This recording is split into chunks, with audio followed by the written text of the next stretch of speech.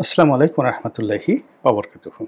সম্মানিত দর্শক, আপনারা যারা সামাজিক মাধ্যমে সংযুক্ত আছেন এবং সামাজিক মাধ্যমে কি ঘটছে এগুলো খোঁজখবর রাখেন, তারা দেখতে পেরেছেন যে অতি সম্প্রতি একটি ভিডিও, ছোট্ট একটি ভিডিও বার্তা রীতিমতো ভাইরাল হয়ে গেছে এবং সেই ভিডিও বার্তাতে জনাব তারেক রহমান তিনি বেশ উচ্ছ্বসিত হয়ে অত্যন্ত দৃঢ়তার সঙ্গে তার যে স্বভাবসুলভ ভঙ্গি, সেই ভঙ্গিতে দুই হাত নেড়ে জাতির উদ্দেশ্যে তিনি বলছেন, খুব শীঘ্র দ্রুত আপনাদের সঙ্গে সরাসরি দেখা হবে, সাক্ষাৎ হবে। খুব অল্প সময়ের একটা ছোট ভিডিও। এটি বিএনপির যে ভেরিফাইড ফেসবুক পেজ রয়েছে সেখান থেকে প্রচার করা হচ্ছে এবং বিএনপি যারা নেতাকর্মী তারা আবার এই ভিডিও বার্তাটি তাদের নিজস্ব যে ওয়াল সেখানে ব্যাপকভাবে তারা প্রচার করছে এবং সবাই বলার চেষ্টা করছে, আহলান ওয়া সাহালান, স্বাগতম এবং স্বাগতম। ওহে আমাদের প্রিয় নেতা, আমাদের ত্রাণকর্তা, আমাদের যাকে বলা হয় দেশনায়ক, আমাদের কর্ণধার, আমাদের ভবিষ্যৎ প্রধানমন্ত্রী, আমাদের এ জাতির উদ্ধারকর্তা, আপনি আসুন, দেশ আপনার, এসে বসুন, ক্ষমতার সিংহাসনে বসুন, আপনি আসলে সব সমস্যার সমাধান হয়ে যাবে। এবং তার এই ভিডিও বার্তা নিয়ে বিএনপির সকল স্তরের যারা নেতাকর্মী তারা আবেগে থরথর করে কাঁপছেন, উচ্ছ্বাসে তারা হাসছেন, আনন্দে তারা উদ্বেলিত হচ্ছেন এবং তাদের মধ্যে যে এখন পুঞ্জীভূত বেদনা, ক্ষোভ, কষ্ট, আতঙ্ক, হতাশা যা কিছু রয়েছে, তারা নেতার আগমনের সুসংবাদে তারা রীতিমতো যাকে বলা হয় তাদের সকল দুঃখ, বেদনা, কষ্ট, অপূর্ণতা, অসম্পূর্ণতা সবকিছু ভুলে গিয়ে নেতার আগমনের অপেক্ষায় অধীর আগ্রহে তারা দিন যাপন করছেন। দল হিসেবে বিএনপি ভাবছে বা চেষ্টা করছে বা করবে তারেক রহমান সাহেবের যে আগমন, সে আগমনটিকে ঐতিহাসিক একটি মুহূর্ত হিসাবে তারা এটিকে যাকে বলে একটা মাইলস্টোন রূপে বাংলাদেশে প্রতিষ্ঠিত করতে চাচ্ছে। ইতিপূর্বে বাংলাদেশে দুটো গুরুত্বপূর্ণ প্রত্যাবর্তন হয়েছে। একটি হলো বঙ্গবন্ধু শেখ মুজিবুর রহমান, তিনি এসেছিলেন 1972 সনের 10ই জানুয়ারি পাকিস্তানের কারাগার থেকে মুক্ত হয়ে লন্ডনে গিয়েছিলেন এবং লন্ডন থেকে দিল্লি হয়ে ঢাকাতে এসেছিলেন এবং সেদিন ঢাকা রাস্তায় মানুষের ঢল নেমেছিল। দ্বিতীয় যে একটা অভিষেক, আগমন এবং প্রত্যাবর্তন ঘটেছিল শেখ হাসিনার 1981 সালে, তিনি ভারত থেকে বাংলাদেশে প্রত্যাবর্তন করেছিলেন মে মাসে। পুরো এয়ারপোর্ট থেকে শুরু করে বাংলাদেশে এত বড় জমায়েত, এমনকি বঙ্গবন্ধুর 10ই জানুয়ারির তারিখে যেভাবে লোক এসেছিল তাদের চাইতেও বেশি লোক হয়েছিল সেই যখন শেখ হাসিনা বাংলাদেশে এসেছিলেন। তো এ দুটো হলো একটি রাজনৈতিক দলের সর্বোচ্চ পর্যায়ের নেতাকে বরণ করে নেয়ার স্বতঃস্ফূর্ত সমাবেশের দুটো ঐতিহাসিক মুহূর্ত। এর বাইরে বিএনপি যখন ক্ষমতায় ছিল ঠিক সেই সময়টিতে সজীব ওয়াজেদ জয় বাংলাদেশে এসেছিলেন। তো সেখানে অনেক লোক হয়েছিল তাকে বরণ করে নেওয়ার জন্য। এটা আসলে বঙ্গবন্ধুর সঙ্গে বা শেখ হাসিনার প্রত্যাবর্তনের সঙ্গে সম্পৃক্ত নয়, তবে সজীব ওয়াজেদ জয়কে বরণ করে নেওয়ার জন্য আওয়ামী লীগের যে উচ্ছ্বাস ছিল, আবেগ ছিল, সেলিব্রেশন ছিল, উদযাপন ছিল, তারপরে এখানে ইনভেস্টমেন্ট ছিল, জাঁকজমক ছিল, ওটাও বাংলাদেশে কিন্তু ওর সঙ্গে অন্য কোনো প্রত্যাবর্তনের তুলনা করা যাবে না। লোক হয়তো বঙ্গবন্ধুর ক্ষেত্রে বেশি হয়েছিল, লোক হয়তো শেখ হাসিনার ক্ষেত্রে বেশি হয়েছিল, কিন্তু যেটাকে বলা হয় একটা সাজানো, গোছানো, পরিকল্পিত এবং একটা সমাবেশ ঘটানোর জন্য বিপুল ব্যয়, আওয়ামী লীগের সকল স্তরের নেতাকর্মীরা তারা নিজেদের পকেটে হাত দিয়ে সাধ্য মতো সর্বোচ্চ ব্যয় করে ঢাকা বিমানবন্দর থেকে শুরু করে সুধা সদন পর্যন্ত যেভাবে লোকে লোকারণ্য করে ফেলেছিল, এটি বাংলাদেশে বিরল ঘটনা। এবং সজীব ওয়াজেদ জয় আসার ওই সময়টিতে জনাব তারেক রহমান সাহেব তাকে স্বাগত জানানোর জন্য তার আপনজনদের মধ্যে কয়েকজন নেতাকে পাঠিয়েছিলেন। তার মধ্যে জহিরুদ্দিন স্বপন ছিলেন, শুভেচ্ছা সহ একটি পত্র, ফুলের তোড়া ইত্যাদি সহকারে। কিন্তু জাতির দুর্ভাগ্য যে জনাব তারেক রহমান সাহেবের হাওয়া ভবনের পক্ষ থেকে যে শুভেচ্ছা দূত এবং শুভেচ্ছা বার্তা এবং শুভেচ্ছা যে ফুলের তোড়া, শুভেচ্ছার ফুলের তোড়া, এটি সুধা সদনে গিয়েছিল। তো সেটার যথাযথ সম্মান এবং মর্যাদা সুধা সদনের পক্ষ থেকে, জয় সাহেবের পক্ষ থেকে রাখা হয়নি। তারেক রহমান সাহেবের যারা প্রেরিত যারা লোকজন রয়েছে তাদের সঙ্গে দেখা করা হয়নি। তো এটা আমরা যারা সাধারণ জনগণ ছিলাম, আমাদের কাছে এই জিনিসগুলো ভালো লাগেনি। এনিওয়ে, তো এই যে এখন তারেক রহমান সাহেব যেটা যখন আসছেন এই সময়টিতে, বিএনপি যারা নেতাকর্মী তারা এই 3টি সমাবেশের কথা মাথায় রাখছেন: বঙ্গবন্ধু স্বদেশ প্রত্যাবর্তন, শেখ হাসিনার স্বদেশ প্রত্যাবর্তন এবং যাকে বলা হয়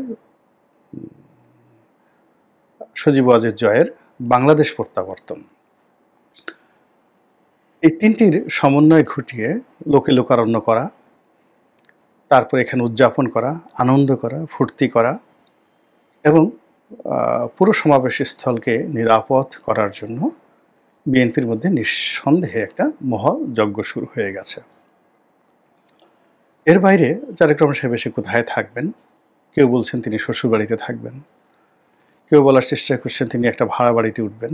তার নিজস্ব বাড়ি নেই, তার মাও ভাড়া বাড়িতে থাকেন, বা মেজর যাকে বলে কামরুল সাহেবের যে বাড়িটি এখন যিনি ফিরোজাতে আছেন ওখানে তিনি থাকেন। এখন কামরুল সাহেব এটার ভাড়া নেন কি নেন না, কত ভাড়া ইত্যাদি ইত্যাদি, এগুলো আমরা কখনো প্রশ্ন করিনি, হয়তো করবও না। আবার তারেক রহমান সাহেব সম্পর্কেও সবাই বলার চেষ্টা করছেন যে তিনি কত মহান, তিনি জিয়াউর রহমান সাহেবের সুযোগ্য পুত্র। এই ঢাকা শহরে যতই বদনাম বলা হোক না কেন, তিনি তো নিজের একটা বাড়িতে, নিজের একটা অ্যাপার্টমেন্টে তিনি থাকতে পারছেন না, তাকে শ্বশুর বাড়িতে থাকতে হচ্ছে অথবা ভাড়া বাড়িতে থাকতে হচ্ছে। তো সেই দিক থেকে আবার জামাতের যারা লোকজন রয়েছেন তারা টিপ্পনী কাটছেন যে এগুলো রীতিমতো একটা ফাজলামো। এই কারণে এরশাদ সাহেব যে 2টো বাড়ি দিয়েছিলেন, একটা থাকার জন্য, সেটা ক্যান্টনমেন্টের মধ্যে শেখ হাসিনা ভেঙে ফেলেছে। আরেকটি যেটা রয়েছে গুলশানে, আরেকটি বাড়ি যেটা ভাড়া দেওয়া হচ্ছে, সেটাও গুলশানে একটা বড় বাড়ি, যেটার ভাড়া থেকে তিনি তার সংসার চালাবেন বলে এরশাদ সাহেব তাকে সেটা দান করেছিলেন। তো সেই বাড়িটা তো এখনও আছে। তো সেই বাড়িতে তো তারেক রহমান সাহেব থাকতে পারেন। কোকো সাহেব মারা যাওয়ার পরে এখন তো সেই বাড়ির প্রধানতম উত্তরাধিকারী তিনি কেন ভাড়া বাড়িতে থাকবেন? তো এই জিনিসগুলো নিয়ে আলোচনা হচ্ছে। পক্ষের লোক যারা আছে তারা নানাভাবে তাকে বড় করার চেষ্টা করছে, আর বিপক্ষের যারা লোকজন আছে নানাভাবে তাকে ছোট করার চেষ্টা করছে। এর মধ্যে প্রশ্ন হলো তিনি কবে আসবেন? তিনি কি আসলেই আসবেন? তার আশাটা কি ঠিক হবে? তার নিরাপত্তার অবস্থা কি, দেশের অবস্থা কি, ইত্যাদি নানা বিষয় নিয়ে পক্ষে বিপক্ষে আলাপ আলোচনা হচ্ছে। আপনারা যদি আমার মতামত জিজ্ঞাসা করেন তাহলে আমার কাছে মনে হবে জনাব তারেক রহমানের জন্য সবচেয়ে মোক্ষম সময়টি ছিল 2024 সালের আগস্ট মাসের 5 তারিখ থেকে 8 তারিখ সময় পর্যন্ত। এই সময়টি তার জন্য জোয়ার ছিল, এই সময়টি তার জন্য মহেন্দ্র খান ছিল। এই সময়টিতে তিনি যা বলতেন তাই আইন হতো, যা সিদ্ধান্ত দিতেন ওটাই জাতীয় সিদ্ধান্ত হতো, তিনি যা বলতেন ওটা আইনে রূপান্তরিত হতো। কিন্তু আগস্ট মাসের 8 তারিখের পর থেকে পুরো পরিস্থিতি ধীরে ধীরে ধীরে ধীরে তার নিয়ন্ত্রণের বাইরে গিয়ে এখন তিনি এমন একটা স্পর্শকাতর অবস্থায় আছেন, না ঘরকা না ঘটকা। দলের মধ্যে তার অবিসংবাদিত ক্ষমতা রয়েছে, কিন্তু এই সময়ের মধ্যে তার সঙ্গে ক্যান্টনমেন্টের কেমন সম্পর্ক রয়েছে আমরা জানি না। Very sensitive. আপনারা জানেন যে ক্যান্টনমেন্টের সঙ্গে তার সম্পর্ক খারাপ ছিল, ভীষণ রকম খারাপ ছিল। তিনি সেই তার যারা কোমর ভেঙে দিয়েছেন, তার উপর যারা জুলুম করেছেন, অত্যাচার করেছেন, তাকে যারা ফ্যানের সঙ্গে টানিয়ে রেখেছেন, এই ভিডিওগুলো ভাসছে। তিনি অবশ্য বলেছেন যে তিনি এগুলো ক্ষমা করে দিয়েছেন। তো তিনি ক্ষমা করে দিয়েছেন, কিন্তু যাদেরকে ক্ষমা করেছেন তারা সেই ক্ষমা গ্রহণ করেছে কিনা, সেই ক্ষমাকে বিশ্বাস করেছে কিনা, এটা তাকে নিশ্চিত হতে হবে শতভাগ।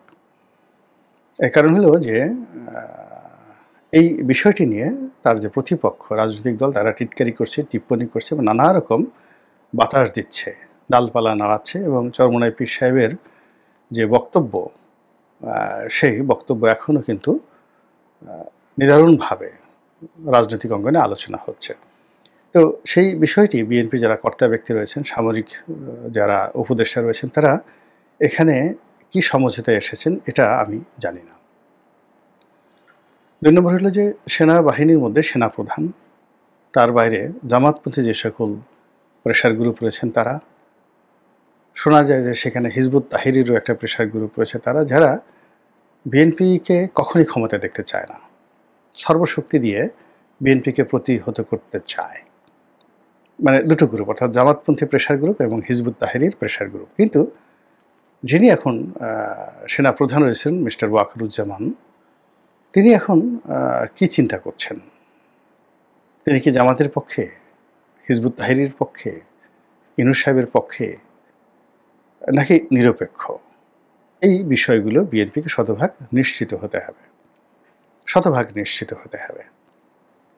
এরপরে যেটা আছে সেটা হলো তারেক রহমান সাহেব এই মুহূর্তে আসবেন, চলাফেরা করবেন এবং তার সেই চলাফেরার জন্যে রাষ্ট্রের পক্ষ থেকে তাকে যে সিকিউরিটি দেওয়া হবে সেটা কোন পর্যায়ের?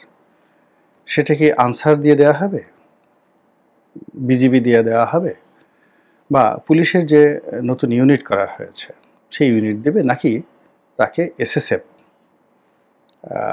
যেটি একজন প্রধানমন্ত্রী পেয়ে থাকেন, ডক্টর মোহাম্মদ ইউনূস পেয়ে থাকেন, এবং সর্বোচ্চ এসএসএফের যে প্রোটোকল সেটি তিনি পাবেন। তার নিরাপত্তার বিষয়ে যদি শতভাগ এই গ্যারান্টি, রাষ্ট্রীয় গ্যারান্টি না পাওয়া যায়, তাহলে তার ব্যক্তিগত নিরাপত্তা রক্ষার জন্য নিজস্ব বিনিয়োগ, নিজস্ব চেষ্টা এবং তদবির, এটা বর্তমান প্রেক্ষাপটে খুবই ঝুঁকিপূর্ণ। আমাদের সামনে খুবই একটা জঘন্য উদাহরণ আছে, সেটা হলো বেনজির ভুট্টোর উদাহরণ। তিনি যেভাবে, ঠিক এই তারেক রহমান সাহেব যেভাবে নির্বাচনের আগে আগে আসছেন, ওভাবে তিনি দুবাই থেকে পাকিস্তানে এসেছিলেন, এবং তার যে বিয়োগাত্মক ঘটনা ঘটেছে পাকিস্তানের রাজনীতিতে, ওটা পাকিস্তান অ্যাবজর্ব করতে পেরেছে। পাকিস্তান পিপলস পার্টি পেরেছে আসিফ আলী জারদারি